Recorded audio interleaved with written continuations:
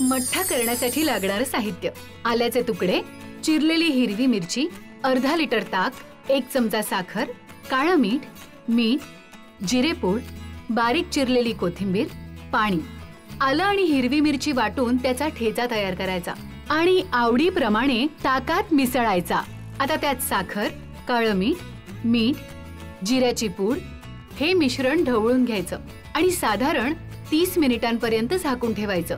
30 मिनिटांनंतर गाळून घ्यायचं. त्यात वरून आवडीप्रमाणे कोथिंबीर घालायची. झाला आपला मठ्ठा तयार. उन्हाळ्याचे दिवस आहेत आणि लग्नाच्या पंक्तीत मिळतो ना तसा आपण परफेक्ट मठ्ठा कसा बनवायचा, थंडगार मठ्ठा, ते बघणार आहोत.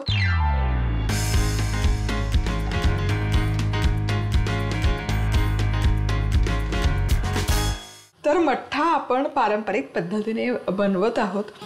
अगदीच पारंपरिक नाही, पण इथे ना ती जी परफेक्ट चव लागते ना आल्याची, ती परफेक्ट चव होण्यासाठी मी शक्यतो आज खलबत्त्यामध्ये आलं कुटून घेते.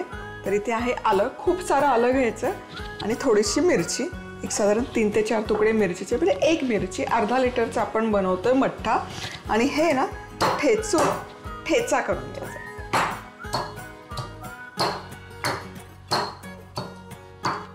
येस, आणि हा ठेचा इथे बनवून तयार आहे.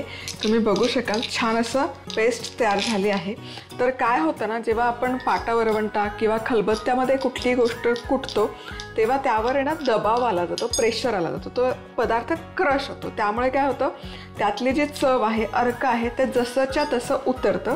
पण तीच प्रोसेस जेव्हा आपण मिक्सरमध्ये करतो, मिक्सरला असतं, मिक्सरच्या भांड्याला असतं पातं, ते पदार्थ कट करतं. त्यामुळे त्यातला जो अर्क आहे जसा हवा तसा रिलीज नाही होत आणि पदार्थाला त्यामुळे खलबत्त्यात कुटलेल्या किंवा पाटावरवंट्यावर बनवलेल्या पदार्थाला चव जास्त असते कम्पॅरेटिव्हली मिक्सरमध्ये करता त्यापेक्षा.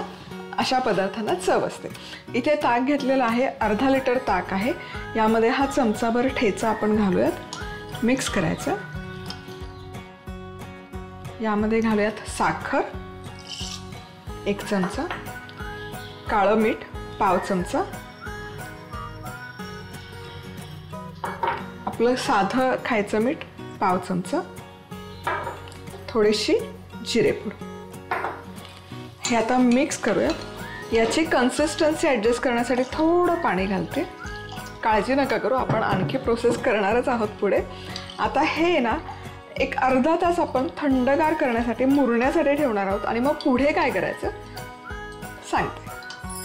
आता हे ना जवळपास अर्धा तास मी मुरण्यासाठी ठेवलं होतं आणि मठ्ठा आहे ना अजिबात दाटसर नसतो, हे असं पाण्यासारखा पातळ असतो, त्याने त्याची चव छान येते. आता हे आल्याचे तुकडे, मिरचीचे तुकडे दाताखाली येतात, मग ते छान नाही लागत.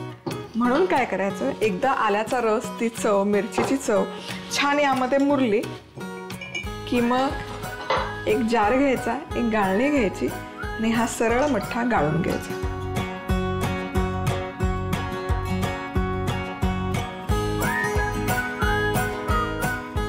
आणि अर्थातच कोथिंबीर.